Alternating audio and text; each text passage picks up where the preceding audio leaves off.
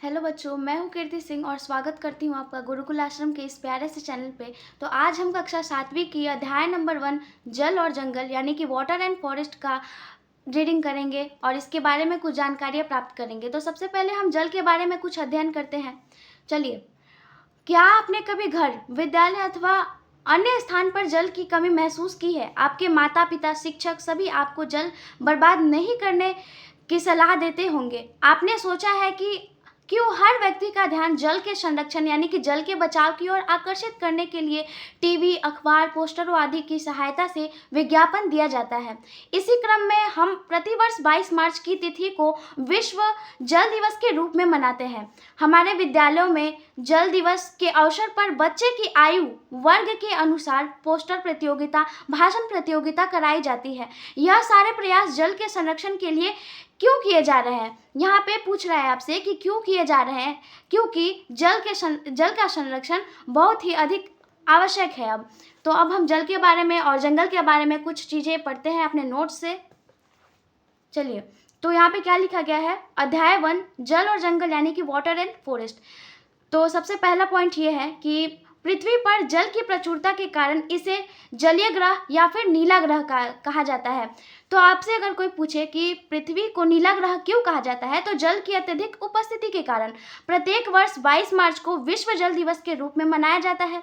जल के मुख्य स्रोत वर्षा, सागर, नदी, झील, तालाब आदि, हिमनद आदि है। भूमिगत जल छिद्रदार चट्टानों के नीचे संचित रहता है, जिसे जल भर कहते हैं।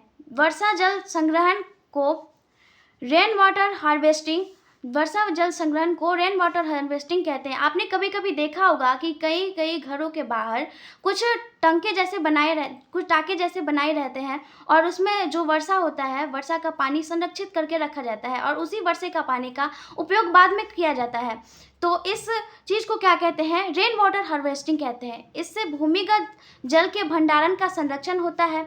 खेत का पानी खेत में ही रोकने की संरचना का नाम डिबरी है। देखिए, अगर किसी खेत में बारिश के कारण पानी आया और उसका पानी खेत में ही रोका जाए तो इस प्रक्रिया को हम लोग डिबरी कहते हैं। जल की बर्बादी को रोकने के लिए डिब विधि से सिंचाई करनी चाहिए। फ्रांस में जल बर्बादी को रोकने के लिए जल पुलिस यानी कि वाटर पुलिस की बहाली की गई है।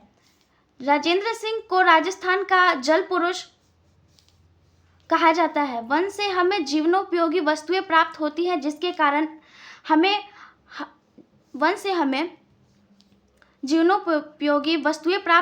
जिसके कारण इसे हरा सोना कहा जाता है, यानी कि ग्रीन गोल्ड कहा जाता है। वन को प्राकृतिक का फेफड़ा भी कहा जाता है। वायुमंडल प्रदूषण तथा तापमान को कम करने में वन सहयोग देता है। ह्यूमस से मिट्टी की उर्वरता बढ़ती है। आहार श्रृंखला में भोजन के रूप में ऊर्जा का प्रवाह एक जीवन से दूसरे जीव में एक दिशा होता है।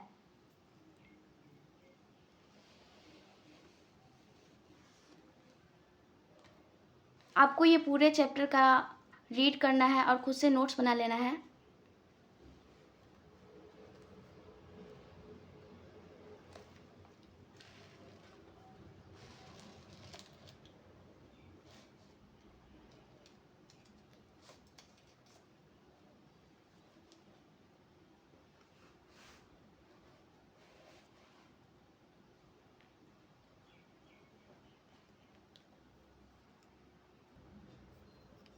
तो चलिए, टॉपिक है हमारा कि कितना जल उपलब्ध है।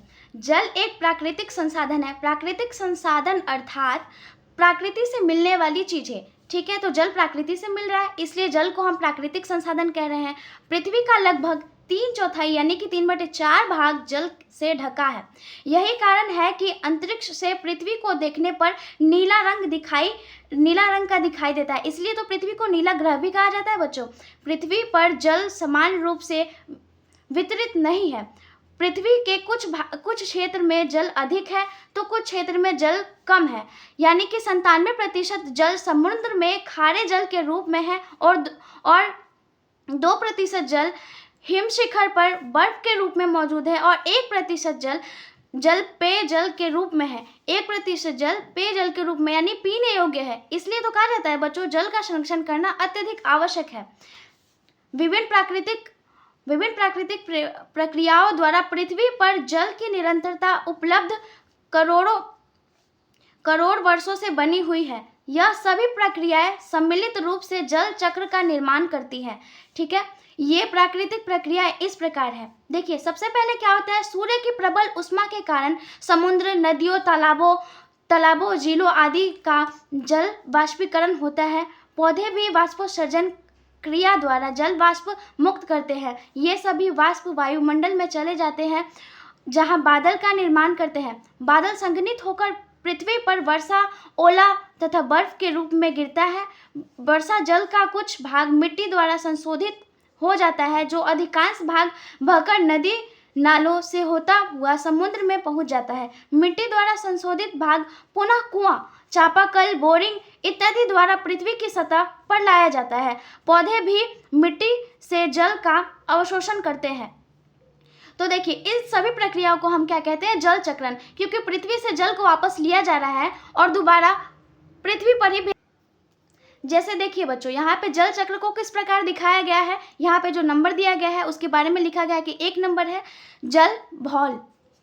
तो देखिए, यहाँ पे है जल भौल, ठीक है, और यहाँ पे देखिए 2 नंबर में इसका वाष्प बन रहा है, ठीक है, और इसका धनसन हो रहा है, और फिर इसका दबला, फिर निर्जलोत्पन्न, और इसके बाद स्राव हो रहा है। ठीक है, पृथ्वी पर जो जल रहता है उसका सूर्य द्वारा अवशोषण किया जाता है और उसके बाद फिर वो जल पृथ्वी पे ही वापस भेज दिया जाता है।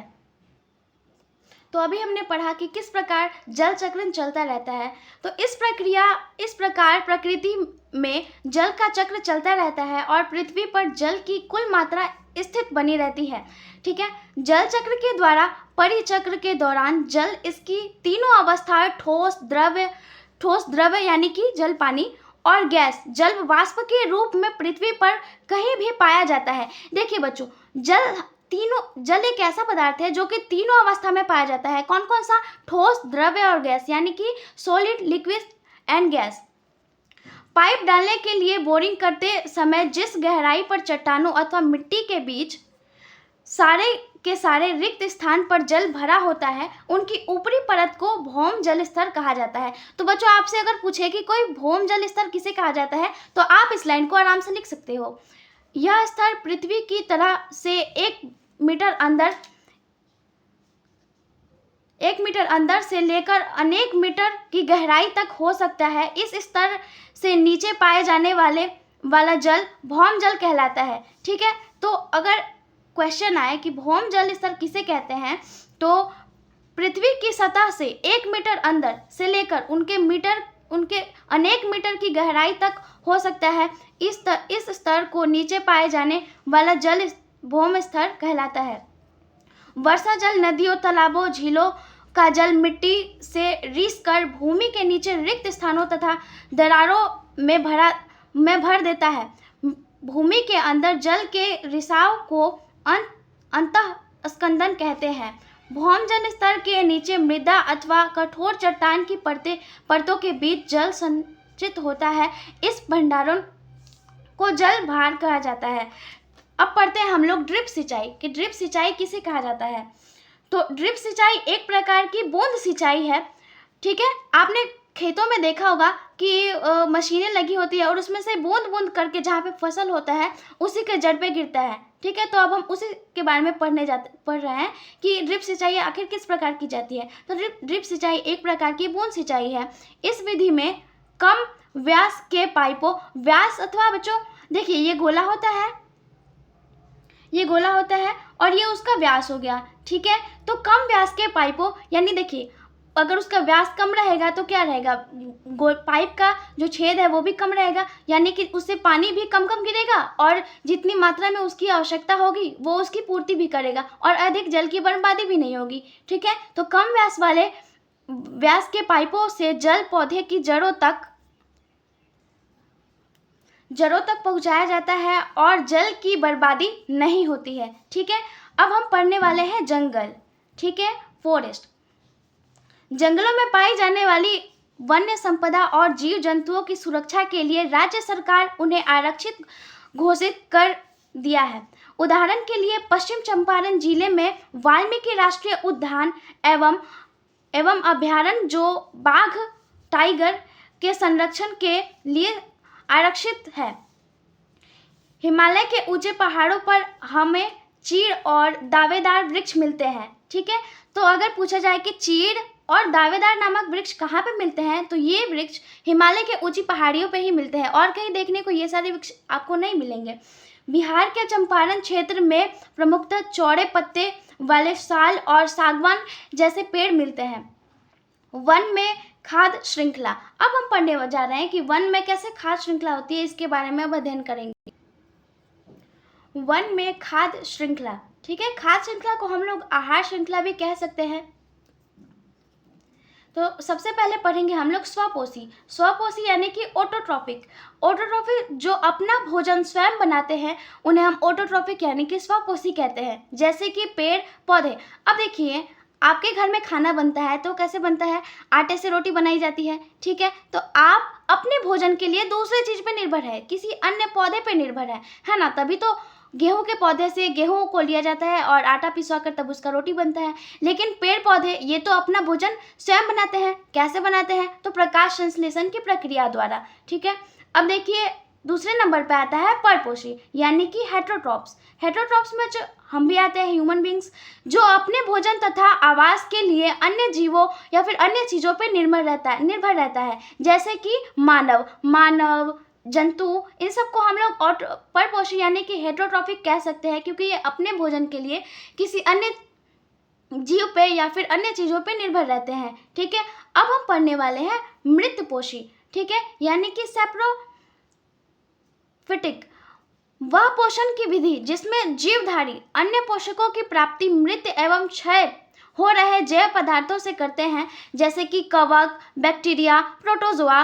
देखिए बच्चों, आपने बैक्टीरिया का नाम सुना ही होगा और कवक मैं बता देती हूँ। कवक यानी कि होता है फंगी। आपने ब्रेड देखा है, ब्रेड जब बहुत दिनों तक घर में रखा जाता है तो उसमें क्या होता है, फंगस लग जाता है। ठीक है, यानी कि कवक लग जाता है, वो ब्रेड खराब होने लगता है। तो उसमें क्या हो रहा है, कवक अपना पोषण उस ब्रेड से प्राप्त कर रहा होता है, तो इसलिए और कवक अपना पोषण उस ब्रेड से प्राप्त कर रहा होता है। ठीक है, और ये मृत जीवों पे भी लग जाते हैं, इसलिए इन्हें क्या कहा जाता है, मृतपोषी यानी कि सैप्रोफिटिक कहा जाता है।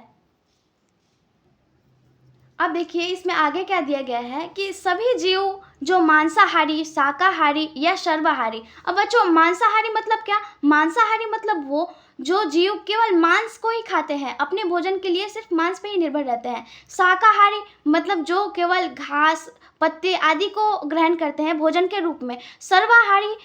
सर्वाहारी यानी कि हम देखिए, हमें मन किया तो हम लोग चिकन भी खा लेते हैं, हमें मन किया तो हम लोग दाल चावल रोटी सब्जी भी खा लेते हैं, यानी कि हम लोग जो है वो है सर्वाहारी। तो यहाँ पे क्या लिखा गया है कि सभी जीव जो मांसाहारी, शाकाहारी या फिर सर्वाहारी अंततः पौधे पर ही निर्भर रहते हैं। ठीक है, पौधे पर क्यों निर्भर रहते हैं बच्चों, क्योंकि देखिए जैसे हमें अब खाना खाना है तो हम लोग क्या करते हैं, सबसे पहले फसलों को अपने खेतों में बोते हैं और उसके बाद फसलों को खेतों में बोते हैं तो जो पौधे आते हैं तो हम उन्हीं से तो अपना भोजन प्राप्त करते हैं। यानी कि सिर्फ हम ही नहीं, हर कोई अपने भोजन के लिए किस चीज़ पर निर्भर रहता है, पौधे पर। इसलिए तो कहा जाता है कि जल और जंगल दोनों ही बचाओ।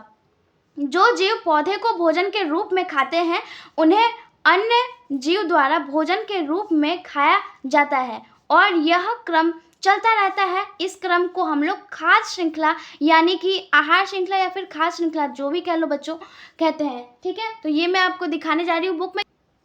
ये देखिए बच्चों किस प्रकार खाद्य श्रृंखला को बुक में समझाया गया है। ये देखिए सबसे पहले एक पौधा, ठीक है, उदाहरण के लिए मेंढक, छोटे कीट जो घास को खा जाते हैं। ठीक है, देखिए ये क्या है, कीट है जो कि इस घास को यानी कि इस पौधे को खा रहा है और इस कीट को कौन खा रहा है, मेंढक खा रहा है। अब मेंढक को कौन खाएगा, सांप खाएगा, और सांप को कौन खाता है, चील खाता है, चील बाज जो भी कह लो वो खाता है। ठीक है, देखिए यहाँ पे समझाया भी गया है कि सबसे पहले घास, ठीक है, घास को कौन खाएगा, कीट, कीट को खाएगा मेंढक, मेंढक को खाएगा सांप, सांप को खाएगा गरुड़।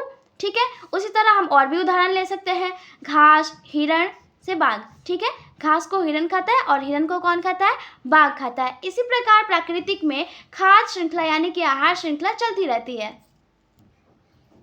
यहाँ पे देखिए बच्चों आगे क्या लिखा गया है कि वन में अनेक खाद्य श्रृंखलाएं पाई जाती हैं, सभी में परस्पर संबंध होते हैं, यह सब मिलकर खाद्य श्रृंखला के रूप में उपस्थित होते हैं। उदाहरण के लिए मेंढक छोटे कीट को खा जाता है और मेंढक को सांप खा जाता है और सांप को गरुड़ खा जाता है, ठीक है। यहाँ पे उसी बात को समझाया गया है जो मैंने अभी अभी आपको किताब में दिखाया है।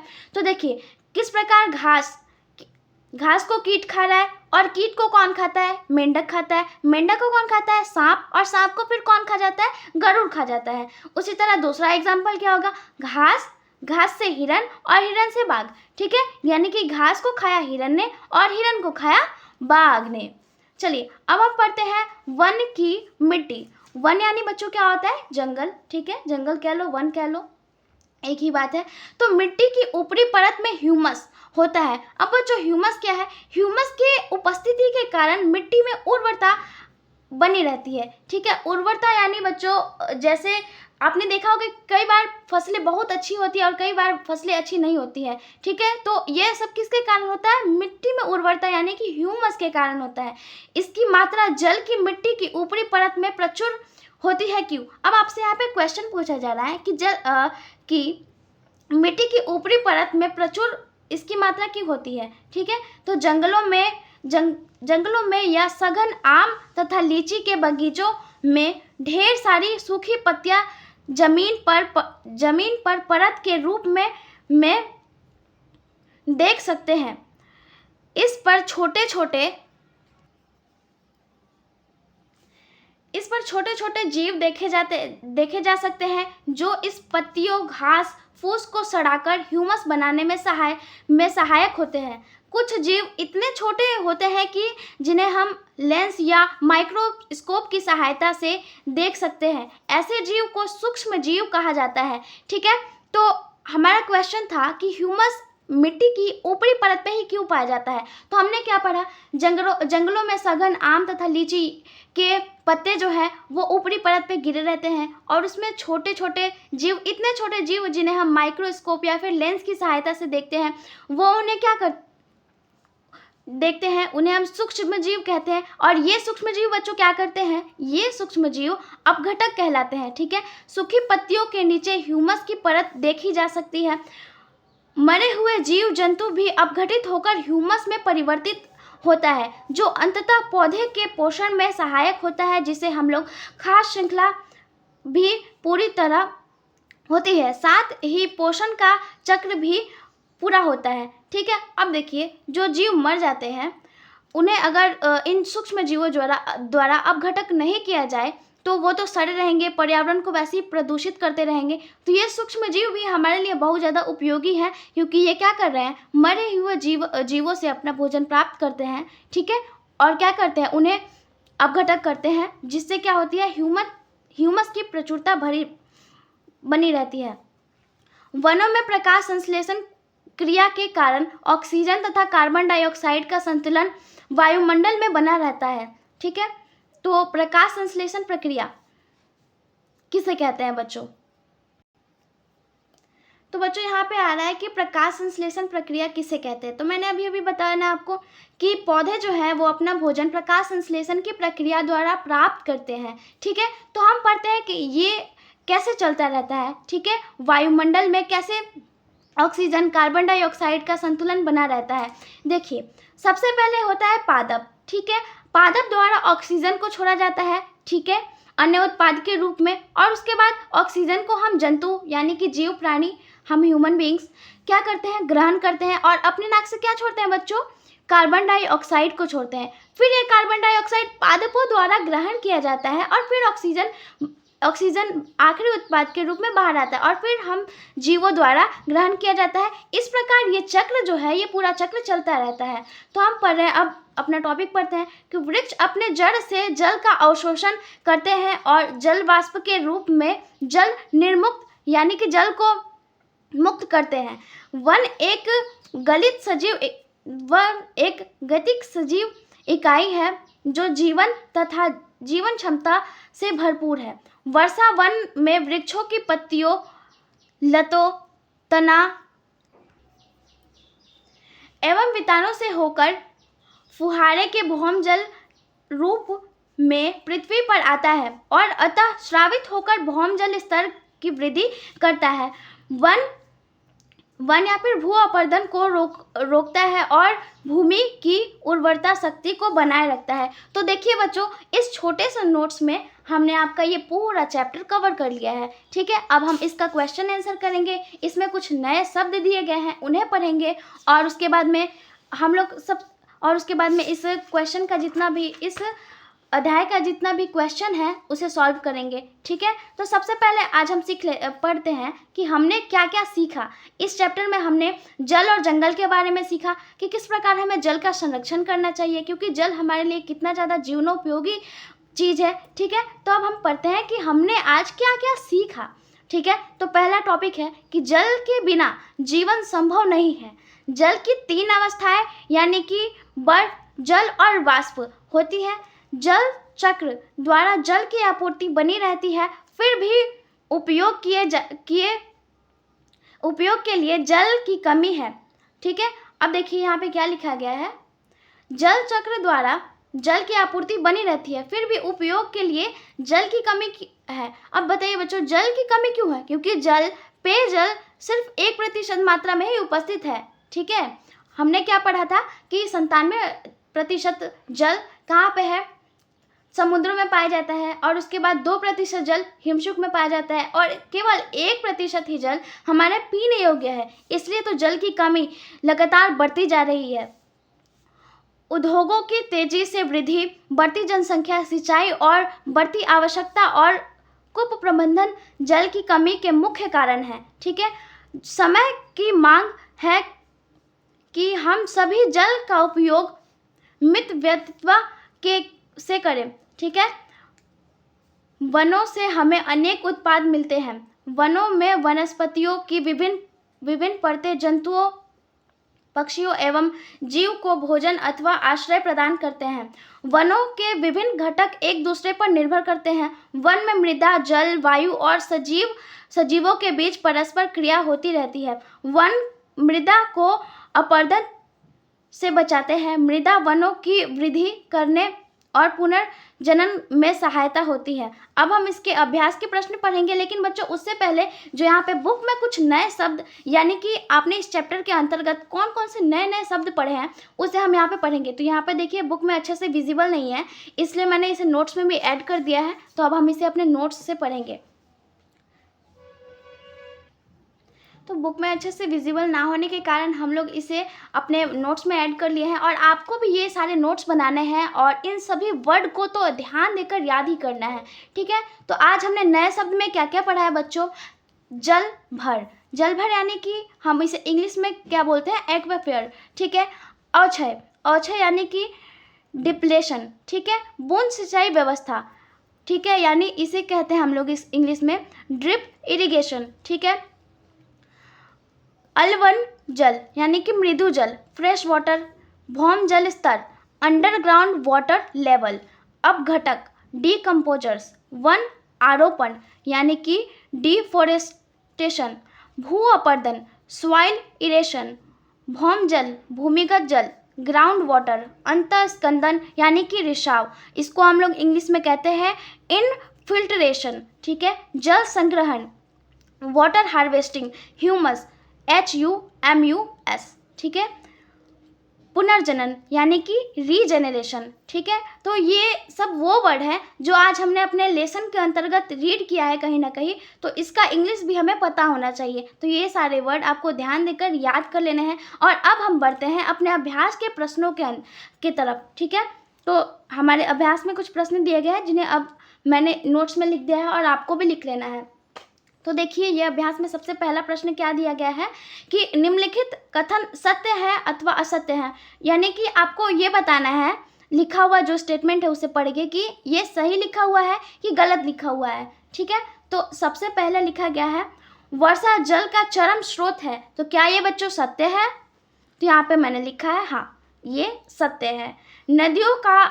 जल खेतों में सिंचाई का एकमात्र साधन है। असत्य है, क्योंकि नदियां ही नहीं बहुत सारे अन्य भी संसाधन हैं जिससे हम अपने खेतों की सिंचाई आसानी से कर सकते हैं। ठीक है, तो ये कथन असत्य है, गलत है, इसलिए मैंने यहाँ पे असत्य लिखा है। जल की कमी की समस्या का सामना केवल ग्रामीण क्षेत्र के निवासी करते हैं, तो बच्चों ये तो बिल्कुल गलत है, क्योंकि देखिए आपको गांवों में तो कलों द्वारा पानी आसानी से प्राप्त हो जाता है, लेकिन कई शहरों जैसे कि राजस्थान, यहाँ पे बच्चों आपको पता होगा कि यहाँ पे गर्मी भी बहुत ज़्यादा पड़ती है। इस वजह से क्या होता है, यहाँ पे पानी की भी बहुत अधिक परेशानी को झेलना पड़ता है। ठीक है, तो ग्रामीण क्षेत्र के लोग तो सुखी होते हैं जल के मामले में, लेकिन सबसे ज़्यादा अगर किसी को दिक्कत है तो वो है शहरी क्षेत्र के आदमी। ठीक है, वहाँ पे अगर नल से पानी आया तो पानी वहाँ पे पीने को मिलता है, नहीं तो 2-3 दिन तक पानी नहीं आता है, तो उन्हें पानी का बहुत ज़्यादा दिक्कत होता है। ठीक है, अब हम आगे की ओर बढ़ते हैं। तो इस अध्याय के प्रश्न नंबर 2 में क्या लिखा हुआ है कि रिक्त स्थानों की पूर्ति करें, यानी कि यहाँ पे कुछ आपको दिया गया है स्टेटमेंट, और यहाँ पे जो जो वर्ड खाली छोड़ दिया गया है उसे आपको भरना है। ठीक है, तो इसका भी टेंशन नहीं करना है, क्योंकि दीदी ने इसका भी नोट्स बना लिया है। तो ये देखिए यहाँ पे आपको भरा भरा ये सब मिल जाएगा। ठीक है, तो सबसे पहला क में क्या लिखा गया है कि भौम जल प्राप्त करने के लिए डैश तथा डैश का उपयोग किया जाता है। ठीक है, तो यहाँ पे मैंने भरा है कि कुओं तथा हैंडपंपों का उपयोग किया जाता है।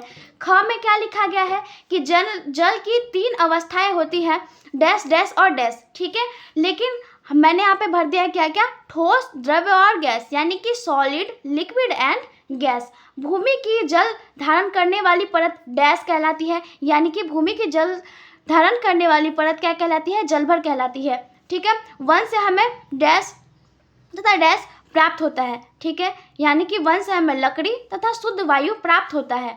वन से क्षयवान पत्तियां और जंतु पोषक तत्व का समृद्धि करते हैं।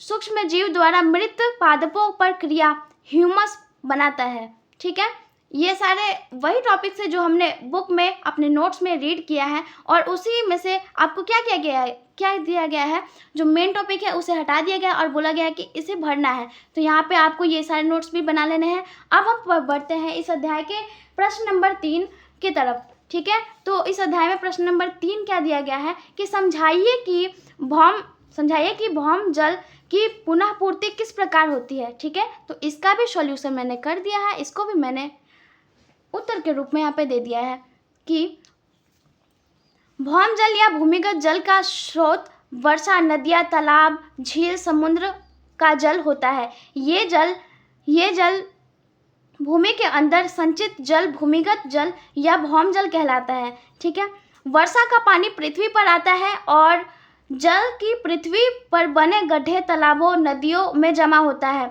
और धीरे धीरे रिस कर पृथ्वी के नीचे गड्ढे में जमा हो जाता है। भूमिगत जल नलकूप अथवा हैंडपंपों और बोरिंग द्वारा निकलकर सजीव द्वारा उनका उपयोग किया जाता है। उपयोग किए गए जल पुनः पृथ्वी पर आ जाते हैं तथा नदियों, तालाबों और झीलों में जमा हो जाता है। फिर ये जल रिस कर भूमिगत जल का निर्माण करता है और इस प्रकार भौम जल की पुनः पूर्ति होती है। तो मैंने इसमें कुछ लाइंस में समझा दिया गया है कि भौम जल की पुनः पूर्ति किस प्रकार होती है। तो प्रश्न 3 का उत्तर आप ये आसानी से लिख सकते हैं। ठीक है, अब हमारा प्रश्न 4 क्या कह रहा है बच्चों की भौम जल स्तर के नीचे गिरने के लिए उत्तरदायी कारकों को समझाइए। ठीक है, तो अब मैं इसका भी उत्तर दिखाती हूँ। तो ये रहा बच्चों हमारा प्रश्न नंबर 4 का उत्तर।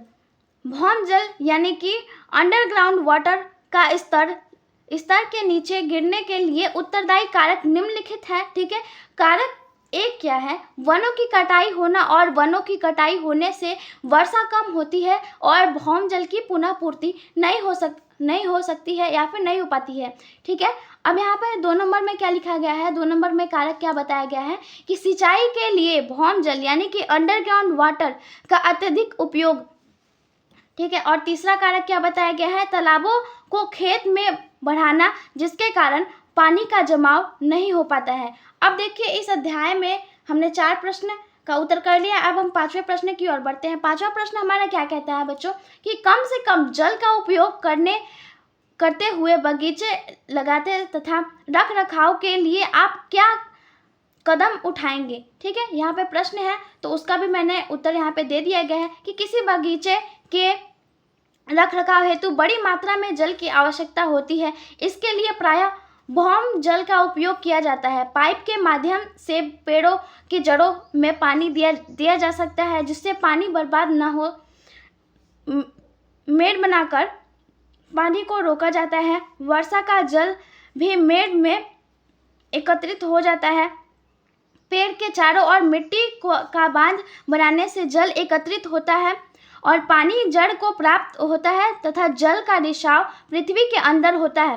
पानी इधर उधर बहकर भी बर्बाद नहीं होता है। तो इस प्रकार हम क्या कर सकते हैं बच्चों, प्रश्न 5 जो दिया गया है कि कम से कम जल का उपयोग करके बगीचे के रख रखाव कैसे किया जाता है, तो प्रश्न 5 का उत्तर यहाँ तक है।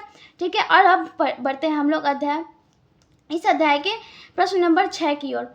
ऐसे 7 उत्पादों के नाम बताएं जो हम वनों से प्राप्त कर सकते हैं। ठीक है, तो इसका भी मैं उत्तर लेकर आई हूँ और ये भी दिखा रही हूँ आपको।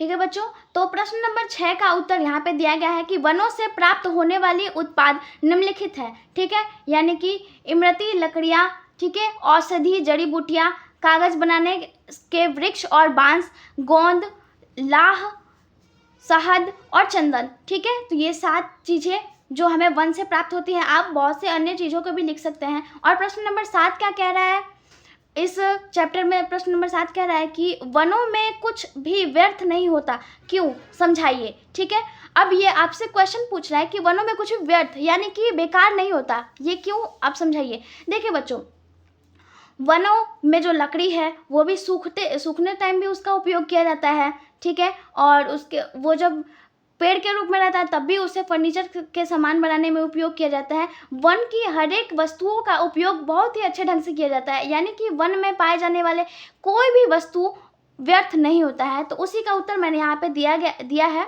आपको ये भी लिख लेना है कि उत्तर इसका वनों के घास अनगिनत जीवों के भोज्य पदार्थ है। ठीक है, वन अनगिनत जीवों के बसेरा है। सूखी पत्तियां, कंद मूल, मृत जंतुओं के पोषक तत्व ह्यूमस बनाने में सहायता होती है, जिससे मिट्टी अत्यधिक उपजाऊ बनती है। ये पौधे के पोषण में सहायक होती है। वनों के पौधे CO2 यानी कि कार्बन डाइऑक्साइड गैस ग्रहण करते हैं और O2 यानी कि ऑक्सीजन गैस को छोड़ते हैं, जिसे मानव अपने श्वास क्रिया में उपयोग करता है। लकड़ियाँ, गोंद, शहद, पत्तियाँ, जड़ इत्यादि सभी हम जीवों के लिए बहुत आवश्यक है। इस प्रकार कहा जा सकता है कि वनों की हर एक चीज़ें उपयोगी है। ठीक है बच्चों, वनों का पत्ती, वनों से प्राप्त होने वाली पत्ती, उनमें रहने वाले सूक्ष्म जीव, ये सारे हमारे लिए क्या है, उपयोगी है, व्यर्थ नहीं है। अब इस अध्याय का प्रश्न नंबर 8 क्या कह रहा है बच्चों कि अपघटक किसे कहते हैं, ये वन एवं जीवों की वृद्धि में किस प्रकार सहायक होते हैं। तो इसका भी उत्तर मैंने यहाँ पे लिख दिया है। तो इसका उत्तर है कि प्राकृतिक में मौजूद ऐसे सूक्ष्म जीव जिन्हें माइक्रोस्कोप से देखा जा सकता है, वे पादप और जंतुओं के मृत शरीर को ह्यूमस से परिवर्तित करते हैं, अपघटक कहलाते हैं। ठीक है, जीवाणु, कवक तथा फफूंद, ये अपघटक वनों में से मृत पादपों और जंतुओं के पोषक तत्व